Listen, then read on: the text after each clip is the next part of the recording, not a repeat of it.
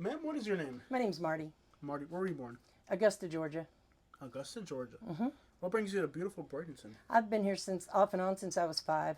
My mother married a man who was from here, Okay. so So, tell me a little bit about yourself. I've been a nurse for 30 some odd years. I developed lupus after getting hit by a truck, um, which sent me through a whole lot of medical problems that I never had before. And so it caused, it caused me to have to rethink how to do things. What is lupus? Lupus is an autoimmune disease, and it's basically where some part of your body will tell your white cells, hey, there's something wrong, like you stub your toe. So everything you have goes to that toe to try to fix it, what it does is leaves everything else acceptable to other infections. So I've had my thumbs done, I've had to have my hands operated on, almost lost them both. I've had my legs, I turned purple one time. None of it makes any sense. There's so many different things that's encompassed under the umbrella of lupus that it's, you've got 17 different kinds of doctors you have to go to for one disease. They don't send somebody with arthritis to 17 different doctors, but if you have lupus, you got to go to all of those because rheumatoid arthritis, you get autoimmune disease, you get skin issues, have to work real hard not to go crazy too. I've done disaster relief in Melbourne for the hurricanes years ago. I've done disaster relief in Miami. I've worked just about everywhere. I was a traveling nurse. I worked everywhere because I enjoyed it. A gentleman and I worked for an agency, and we went everywhere in Florida for about 15 years. So, what was your out of all places you've lived in? What's your favorite place? all the places I've lived. Yeah, or worked. Well, the places I've worked, believe it or not, would probably be Punta Gorda Regional Medical Center because I learned more there than I probably learned anywhere ever. Well, they're experts on old people. Yeah, they're also experts on everything. Just a little bit of everything. You learn to do surgery and aftercare for surgery and how to prep people, and you learn a whole lot in a teaching hospital that you wouldn't learn if you were just basically going to a facility somewhere. You know what the stereotype is for Port Charlotte? Like just old people and boring. Yeah. Not exactly exciting. Old people and money. You told me at some point you lived in Bonita. I lived in Bonita Springs for about 6 years, and I took care of a lady that lived in Naples, a very wealthy lady, and it was 7 days a week sometimes, 24 hours a day, but it was fabulous. I loved it. I learned a lot from that lady. Yeah, I grew up off of Wiggins Pass, and I met my wife off of Wiggins Pass. Oh, wow. Yeah, nice little rich area. Mm-hmm. But there's little trailer parks back there. Yeah. That aren't as fancy. Yeah, there's some pretty low cut areas over there, but basically in Bonita Springs when I was there, it was like everybody was trying to make it a better place to live. And they've made it better, but yeah, this is a great time. Yeah, we didn't want it to be. We didn't want to be like the scum of the earth, just because you had to live in a $300 a week house or whatever, as opposed to the $200,000 houses about 12 feet away. You didn't have to act like you're poor just because you are. What did you like about living in Bonita Springs? It was quiet, very quiet. People didn't really bother you too much. Everybody was doing something for themselves all the time, but and they always wanted to try to include you, in certain areas. Certain other areas they look at you. It was very segregated at the time I was down there. I noticed it, which was very strange to me. By race or by wealth? By race. By race and wealth. Yeah, because it was like you could go to a fast food place, and there would be no white people work there. You could go to the white section of town and have a black store that nothing but white people worked at, but only black people associated with. So it was very odd, the way they separated people down there. Yeah. And I thought it was kind of a little ridiculous. Now there's not too many black. I think Bonita never had black people in volume. Now they got some Haitians. So Bonita in the 70s, and I know Bonita very well. I lived in Wiggins Pass, and we did everything in Bonita. So I think the problem with Bonita was that in the 70s, it was so racist that not even black people moved ever. There are no black families in Bonita. No. Now there's black people in Estero that moved from out of state. Now there's Haitians that live there. But black families in Bonita, zero. It was just that racist. Like when we moved to North Naples, it was night in Bonita. It was like 98, 99% white. Everybody else was Hispanic. Yeah, That's how Estero was when I lived in Bonita. It was like Estero was mostly Hispanics. Yeah. You know, Fort Myers was mostly black. Yeah. You know, and then you get to Naples, and it's like Bonita Springs and Naples, and it's like, boom, white country. You know, and it was very strange, because we always had everybody. When I grew up, it was everybody. My grandmother had a little black child that she adopted, and then we had all his siblings and stuff, and you know, it was just everybody was the same. You know, I never judged people by color. I judge them by how they act. Right. If you're not nice to me, I'm nice to you. So now Bonita Springs, it had a large Mexican community, and they got displaced by Guatemalans when Trump came through. The Mexicans left, and now it's mostly Guatemalans, and now they're getting rid of the Guatemalans, and I don't know what's going to come in next, because, you know, wherever you have, like, ultra millionaires, because they're not just millionaires anymore. Oh, no, they're ultra millionaires. They're ultra millionaires. They always need a slave class. Mm-hmm. So I don't know who the next, maybe it's going to be poor whites. I don't know who's next. I hope it's poor whites, because we get kicked out of everything. I mean, we're considered racist because we want a job that, you know, they want to hire somebody else for. Why can't you hire me? I'm poor. You know, and they don't look at it like that. Because they want people that are more vulnerable. There's people that are so stuck into that thing. Oh, you the one that trapped me. It's like, no, I did not. My ancestors. They want. The problem with rich white people not wanting to hire poor white people is that poor white people have a driver's license, and they want somebody that is more exploitable. And Americans are not going to be exploited, so it's a deal where, like, I don't know who's. I think now they're saying that, like, the millionaires are becoming the slaves to the ultra, like, because you could literally be a millionaire in Naples and have to work. Yeah, that's how expensive life is. Like, me and her had our house. We eventually bought our trailer, paid it off. We didn't pay a mortgage. We were paid off. We couldn't afford to live there with a paid off house. Oh yeah, you can't afford to live there hardly either anywhere. You know. Yeah, it's a place where, like, the rich exploit the ultra rich exploit the rich now. Mm-hmm. It's just that expensive.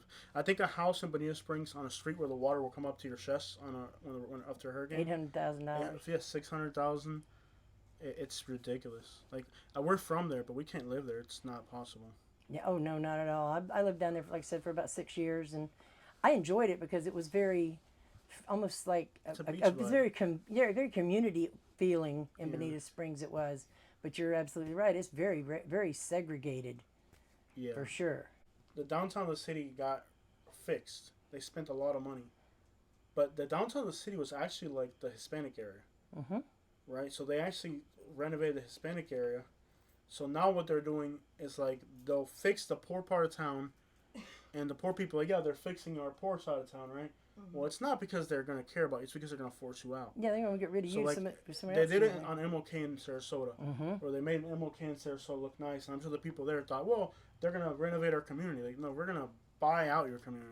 In Bonita, they fixed up the Latino side of the city and made it gorgeous. I mean, they spent millions. They brought in buildings and historic buildings and bridges, and the sidewalks are all pavers. But now they're running them out.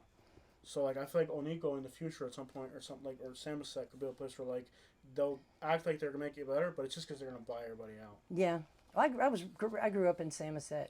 I loved it, and when I was growing up, I thought it was fabulous because you could run the streets, nobody bothered you, everybody knew who your parents were, so you weren't going to get in any trouble, or you were going to get your butt whipped when you got home. But Samoset's a little different now because it's dangerous. went from a lot of just old country white folks. Yeah, don't be afraid to say it. Old country white folks to a bunch of gun-toting Hispanic people. Yeah. You know, there's not a lot of blacks that live there, but there's a lot of Hispanics. And when you get across 15th, that's where you get all your blacks at. And then they beef with these guys, and all these other white old people get stuck in the middle going, what the hell, man? Yeah, and the white people are pretty tough here, too. Yeah. Oh, yeah. We ain't nothing to push up. We ain't no pushovers. Not here. So, Samoset. Today, it's a scary neighborhood. I think today it's very diverse. There's white, black, and Hispanic. It's more diverse today. Yeah. Oh, yeah. Very dangerous. But you said at one point it was just like regular country people? Just regular old people just, fixing cars, fixing their bikes. They had a community center everybody went to. Thursday was a potluck dinner. Yeah. Friday they played cards and music. Yeah.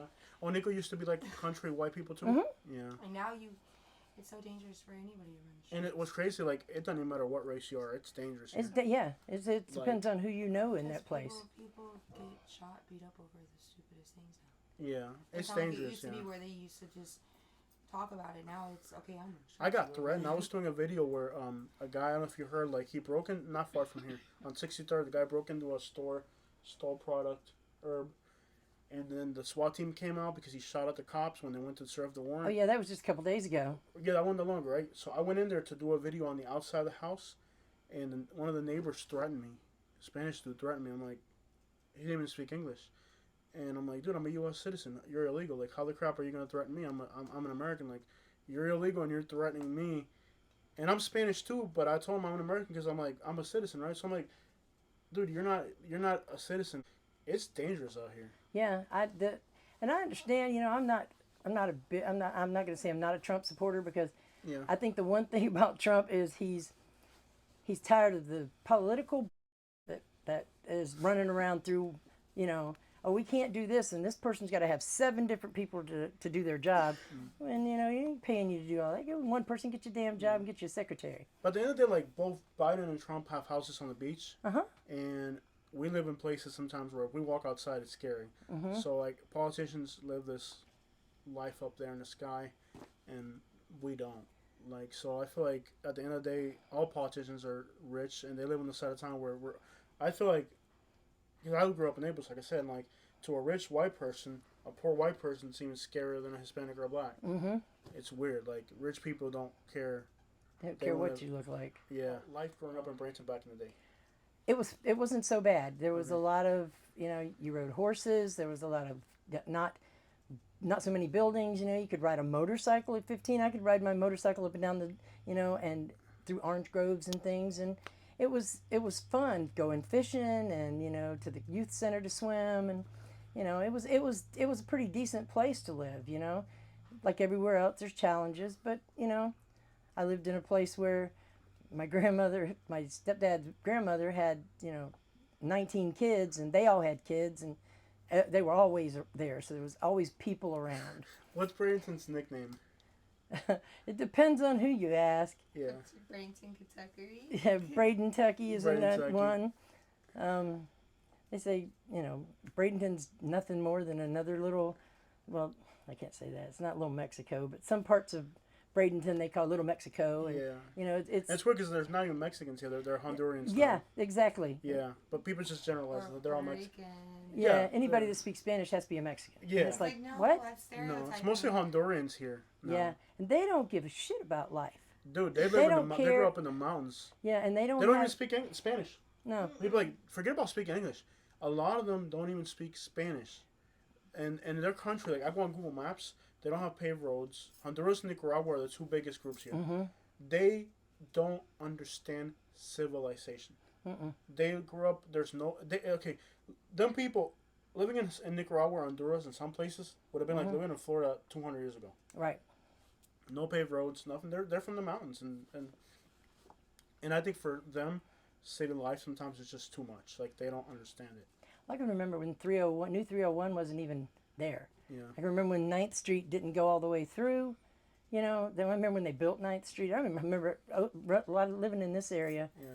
and there being nothing but poor white people. Yeah. You know, and we just all did the same thing. We went to school, or they went to work, and you came home and you did your chores, and At some point, an entire generation of kids about your age and our age goes to addiction. What happened in this town? Because it got to the point here where, like, everybody that grew up here at some point or other knows 10 people that OD'd and are not. How did you go from, like, this little country town to all these problems we got now here? people coming here that didn't understand our culture.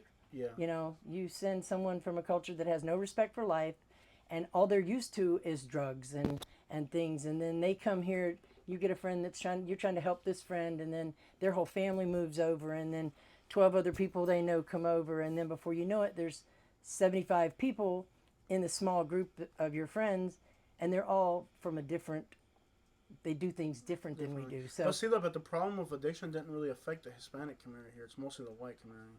because the Hispanic community keeps to itself most of the time. Yeah, They don't trust white people, Yeah, you know? yeah. And they Especially didn't. some groups acclimate better than other. I feel like in Bradenton you get Hondurans. Was it mostly Mexicans many years ago? And now there's less Mexicans now. Yeah, there are. Yeah. You can tell by the different the dialects that they Yeah, use. yeah. And it's a whole different country. Yeah. It's like Americans and Canadians are kind of similar, but not quite. Yeah, because there's a lot of I can say black, because it's not. I don't, because I'm not racist. Because Yeah. I think you treat people the way you treat them, regardless of Yeah, what they look facts. like. You know, but there's a lot of people that think that because they're black that they were taken advantage of hundreds of years ago. It's our job to make sure that now we suffer and they don't have to. And I don't think that's the way. You know, the government portrays that up too. Yeah, like No, I've lived no, in it's I've lived in Black Alabama. lives matter. No, Yeah. every life's matter. All I've lives lived in matter. Alabama where racism is more entrenched. Yes, it The is. racism here is a joke practically compared to Alabama. I think here it's the same community, same problems. Yeah. Oh yeah. It's not like I've lived in Louisville, Kentucky. I've lived in Montgomery, Alabama. I lived in Louisville. Oh my God! I lived in Louisville and I lived in Austin, Indiana. Smallest town I've ever been in my life. They used to take us to Indiana to the pumpkin patches because in Kentucky there's nothing. So like the schools, I went to school in West End. Wow. So like my elementary school was like 95% black. Wow. Yeah, because Louisville has the desegregation in the schools, so they would push me. I used to live in the South Side, but they would bus me to West End. So I went to a school that was 96% black. I went from growing up in a school that was 96% black. All of a sudden, we came to Florida, and it was 99% white. And it took me years to assimilate. And I feel like it was rich white, too, so very different than, like, poor white. Because we had Irish and Louisville and all that, just like in Bradenton, but, like, what a change. Yeah. What part of Louisville were you in? Oh, Bowling Green. We lived Bowling near Green. That's a little Bowling country Green. town, yeah. Yeah, that wasn't very big. There's a lot of Bosnians there now. Really? Huge Bosnian community. Wow. I know. Like I said, I lived in Austin. That was crazy. That was the littlest town I've ever seen in my life. Gotcha. Indiana. Oh my heavens. Tell me a little bit. Okay, you could take a picture in the corner and get all of Main Street and most of downtown in one photograph. What are small town people like? Very helpful if you ask them. They're not going to volunteer to do anything for you, but if you ask them for help, they'd be more than happy to help you. Are they nosy? Oh gosh, yes. Yeah, absolutely. Why you here? What you doing? You know, once they get to know you, they ask you the dumbest questions because it's like we live the same way you do. You know, just to live in Florida, they think if you live in Florida, you're coming from the beaches, you're all rich, and you know, and it's Well, like actually, a poor person in Bradenton moves to like Kentucky or Indiana, and you're gonna be rich over there. I don't know if you knew that. oh yeah, I already know. Oh yeah. Even if you don't have a Look at dime. all that jewelry on her. Girl, that girl. mm-hmm. She think her poop don't stink right there. Oh yeah, that's exactly That's- right there. That's the phrase. Mm-hmm. Like you would. I'm dead serious. Like I they would. know because I was like I said, I've been born and raised. Like somebody poor from Bradenton moves to one of them little small towns up there, and they think you're rich. Like we were in Alabama, and they thought we were rich, and we were living in a trailer in Naples. We lived in a little house and we moved there. My son, I have a son. He's a very handsome guy. Yeah. He, all the girls argued over who was going to date him, and he was like 15. Yeah. And this 21-year-old 'Cause there's woman not a kept lot- trying to there's- she goes, "Do you care if I date your son?" I said, "Well, kind of, sort of, yeah, I do. You know, he's a little bit too young for you to be dating, but you know, what are you gonna do? Real estate's not available. They There's- gotta, yeah. they gotta speculate. You live where you gotta live, you know." What do you mean? It's still like that with him. Oh, I know. All And he's these so girls are shy like, and "Oh so my sweet. God." So when I first met you, you mentioned that this place is going up top. Yeah, I've been living in a place for years. I was homeless about 25 years ago for about 4 or 5 years, Okay. due to my husband being an idiot. And so I've been living in a place for a while, and they sold our trailer out from underneath us. So I found out about it when they come and put a 24-hour notice on my door after 7 years and said, "You got to move." And I'm like, "What?" "Well, there's nowhere to move, and there's no money to move, so you live in your car." Then the guy next door is the mechanic, so I lived in his yard in my car for, 2 months, 2.5 months? And then this gentleman come out one day and he said, "Why are you sleeping in your car?" I said, "'Cause I don't have anywhere to go." So he said, "Well, I got a bunch of stuff back here. They're gonna, the house is going up for sale soon. So, but you're more welcome to stay here, if it'll at least help you not be in that car." So I'm So- thankful to him for that. So this house will eventually get auctioned or sold? Oh yeah, it goes up. I think there go to one court date things aren't quite right with. So I gave him the gentleman's name who I'm staying with, and he contacted him and told him to fill out these papers, and he could probably stop or at least, postpone the sale, because the land management company that has this house under thing, they send papers here that are the dumbest things I've ever seen. There's 37 appraisals of the property inspections in a year at $370 a piece, one a month. I was in the car for a few months out here. I saw one person, and the mortgage company wants that money. So they're trying to figure out how to take it away from getting these, the guys that own this place. Instead of giving it to them so that they can possibly make something else happen, they just want that money. So they're padding the thing. And this gentleman says, well, with that issue, after I talked to him, he said, I think with that issue, we can stop this. So fingers crossed, at least maybe. Isn't Legal hurdle. Eventually, you won't have a place. Oh no, I won't have a place. If they don't stop the sale of this, I don't have a house again. So I'm back in my car, And I've been a nurse for a long time. It just, what do you do when you're 60-something years old and you're now on the street and you didn't do anything? You worked most of your life. You worked, and when you're disabled, they don't give you enough money to live on. And some people are disabled and they don't even give them a disability. No, it took me a while to get my disability, and she hasn't been able to work in the time she's been married to me. She's disabled. She needs to be disabled. They won't disable her because they say I make too much money. It doesn't. And we're barely getting by. That's okay. Go get all of your medical records. Don't depend on anybody to get them for you. Go get everything you've ever had done, anything anybody's ever said to you that's wrong with you. And then you contact an attorney and give them that stack of papers. Attorneys and say, don't want that no more. Yeah, that's why you get it. Call them when you call. I've called a bunch of attorneys and they tell me, at the end of the day, like they're not even giving disability. They're trying to make it now to where they're not even going to give disabilities to people. They're trying to do that. They give you disability. They're just going to make you jump. The rules to get on it are a whole lot stricter than they were before. And some people are on disability that don't really deserve to be, Facts. With mental illness, that's the hardest one to prove, because you can go in and act like a crazy and get labeled as this and then get disability. I turned purple because he gave me medication. My skin fell off, and I couldn't work. Then I suddenly started having things go wrong. My legs started failing, my knees started failing, and I couldn't work as a nurse anymore. I went to try to pick up a patient, fell down with him. And I was done with my nursing career, and I'd done it for 30 years. So that's been about 8 years ago, and it's a real it's a real issue, But either it's either gonna make you or break you, and I'm just too stubborn, I can't see letting circumstances mess you up so bad that you don't try to do something better, or at least try to act like you're, There's a lot of people in the United States right now in your situation where they're in an advanced stage, what it costs to live doesn't add up, and then they lose their housing. You see in here in Bradenton where they're buying out the mobile home parks and forcing people out. That's what happened with us. Mm-hmm. Right down the street. That's still happening here on a big scale. In Miami, I did a video where how many people live? 900 families. 900 families in Miami. Homeless. Most of them had been there 30, 40 years. All of them were in their 80s, 70s, 90s. Some people in their 90s. That's how they justify it. How do you justify doing that to people? They're rich. They want to get richer at our expense.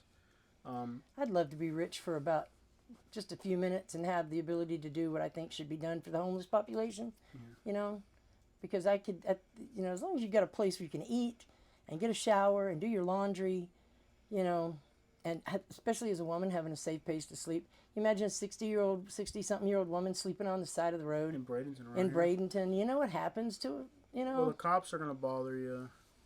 So, you live in Onico, so you know what I'm talking about. Oh, yeah. All right. Mexican people, Hispanic people tend to a house. You guys are kind of doing that here now. But it's against the law for 10 white people. Well, don't worry about that. But the thing is, you got to make it work yourselves. Yeah.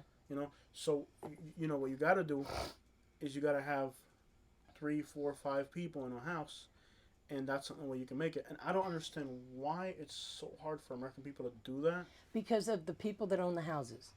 They want you to be upstanding, never had been lawyer, in yeah. trouble, you know, Oh, I've kind seen of the no requirements. drug issues, no nothing. Yeah. And that's what they want when there's not very many people that can pass that criteria. Yeah. You know, especially when you're homeless and you're just you don't have anything and you just feel like crap about yourself, you know? Yeah. Even if you've done, like, I've worked my whole entire life. I've been working since I was 13. And It's a screw-up situation. yes, it is, because, you know, you get to a certain age, you can't defend, you know, you can't Do you defend yourself. do you have any type of benefits or no? I got Social Security, but It ain't enough. I did a lot of years of, you know, working. I did, you know, kind of like charity work. I worked for people, helped them out, you know, and didn't really get paid for it, because that's the nature of being a nurse. Yeah. You know. The cheapest places in Florida now are Sebring rents for $800. But you got to be old and white to live in Sebring. Well, you got two of those things going. Yeah, for I you know. right now. I'm old and white. Okay. Yeah, but then you got to go over there and you got to figure out how you're going to get to Sebring, and then you got to find a place in Sebring, and you know it all sounds good on paper, like these No, I know what you mean. affordable housing that they have. Oh yeah. Well, who is it affordable for? You know, it's not Yes, affordable for me. you know, and you can't just pick a couple people and say, okay, us three are going to live in this house and we're going to all pay our bills and we're not going to bother anybody. But the problem with that is you know, the management doesn't want you to be there. They don't want So- you to have your kids come by, or, you know, you Oh yeah. So like I used to live in an apartment, super fancy place. I think about half of the people there have roommates now, Mm-hmm. and these are like $2,500 a month apartments. Mm-hmm. And people have roommates. So the roommating up is the only option. The problem with roommates is coexistence, I think. Yes. Coexistence is the yeah. hardest. That's the whole thing, is how long can you stand this person's personality? Yeah. You know, because everybody's got their own idiosyncrasies. And, Yeah, Louisville is just too dangerous. Louisville is too dangerous. I've got some friends that moved to Alabama. The problem with Alabama is if you think Bradenton or Naples is a little awkward, you're not compatible for the levels of I don't even know what to call it that they got going on. Like Alabama was cheap. Like in Alabama, you can get a newer apartment for $900 a month. The problem with that, in Alabama will help you. Alabama will give you food stamps. Will give you help. Dentists are affordable. Everything's affordable. The problem with Alabama is you're gonna have to. The social aspect of it is very, especially like if you think Naples is messed up, you're not like me. I know like from experience, like we're just not compatible right. to being around people with that mindset. Well, I'm a chameleon. I consider myself a chameleon, and my youngest son's more like me than that aspect than my oldest one, because I can pretty much blend anywhere. Yeah. Because I don't judge anybody for anything, and I don't care what you did in your life that caused you a problem. As long as you're not doing it to me, I don't care. Because sometimes you do hit a glitch. Yeah. Your matrix kind of bounces, so you kind of got to get help to get it back. I don't think you should have to take something that you're not used to taking for the rest of your life just because you had a glitch. So, you know, It's like psychiatrists, like they tell people that right off the bat, like, oh, you have to do this for the rest of your life. say, you don't know what's going to happen with me in the rest of my life. My arms could fall off. You're going to tell me I still need to work with my hands. Yeah. You know, they can't tell you stuff like that and with legitimacy know what they're talking about. Yeah. They're making money, and they're telling you what they think they were told to tell you. So, you know, I don't fault psychiatrists. I don't believe in a psychiatrist because, as I told them, they said, go see a psychiatrist. I said, okay. And I asked him, I said, let me ask you a question. Me telling you what's happening with me and how it started happening and what's it's bothering, can you fix any of the things that are wrong with me? No. Well, I don't have a house. I'm, you know, this and this and this is what's wrong with me. Can you fix any of that? No. Yeah, 'cause Then if why your am I problem- coming in here to talk to you? Because if, like, let's say now you end up losing your mind because you're coming home. It can happen. It happens. To Oh, people. yeah. They lose their house and then they go crazy because they're used to being comfortable on the streets. Go see a psychiatrist. Psychiatrist never finds out what's really wrong. Makes a recommendation. Oh, you need this medication, this pill. Well, like you said, the problem ain't your brain. It's the fact that you are upset because you're losing your house or something. Yeah, you're scared and you're confused and Yeah. And most people in the medical field, if you question their judgment, boy, do they have a problem. Oh, and I'm notorious for that. Because I think if you can tell me this is why this is going to work, you need to show me why it's going to work. Yeah. Don't just tell me to do it. Tell me why it's going to work. You know, Don't I wouldn't take my car to someone that said, "Oh, this might work after I work on it." Well, no, you're going to tell me for sure if you work on my car, my car's going to work. Yeah. I'd like to have that same assurance. Yeah. You know, otherwise I can't see the point in going. Yeah. You know, I know it's a bad thing for the medical community, and I've been in the medical community for a long time. The medical community is garbage because they are so black and white. Yeah. It's either this or that. Yep. And you can't question them. If you question them, they get offended. If you don't believe in them, and unfortunately, a lot of the medical community, people in the medical community, defend the medical community because it's their career that they chose, Mm-hmm. and it's how they make a living. But they don't realize that somebody's just getting like here in Florida, you know, like pills. Let's say one that starts with the letter G. They'll go to a clinic and say, "Hey, I'll give you a kickback if you sell these." Mm-hmm. That's what happened with the little blue pills that were running around for so many years. Yeah. And then you get all these people that are to them, Mm-hmm. and then they take them away from you, and people are like, some people can't deal with withdrawal. Yeah. I look at withdrawal the same way as I look at anything else. It's something you did to yourself. Mm-hmm. You need to figure out how to get it fixed. And they're still And if doing it that. Now means- it's a different. Maybe now it's not a blue one. Maybe now it's one that starts with the letter G. Yeah. They'll go and they'll push it in volumes. They might give somebody 500, 400. You walk in there because your knee hurts, and here's 400 of these things. And some insurance company's paying for it, some lawsuit's paying for it, and here goes Buddy home with 400 things in a bottle that it's just a kickback for somebody. And most of the time, they're not even taking them. They turn around and sell them on the street to people that don't have them. It's... But you can get a card for that here in Florida. Yeah, but if you get a card for that, you cannot get medication. Your antipsychotics, your pain medication, you don't get any of that because they figured I said, you're on that, listen, you can get if I smoked and it took care of what was wrong with me, do you think I wouldn't continue? You know, so no. It's all money game. It's all money. It's all money You game. know? And people don't see that. People don't really understand that medicine in this country is a money game. Yeah. Oh yeah. $300 to get a. Who in the world's got? And then they want you to buy it from a place where they charge you outrageous amounts where you don't got that kind of money. You're homeless. I get $20 lasts me 3 weeks. What was your favorite childhood memory?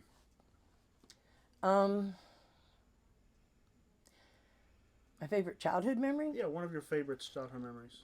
Moving to Florida, learn how to ride a horse and take care of animals, and I lived in like projects, and I was in Georgia, and it was all buildings. And then my mom got married to this gentleman and moved down here, and I was introduced to what country living is, and I found that to be a whole lot more, soul calming. I wasn't as hyperactive, I wasn't as stressed, and I enjoyed it way more.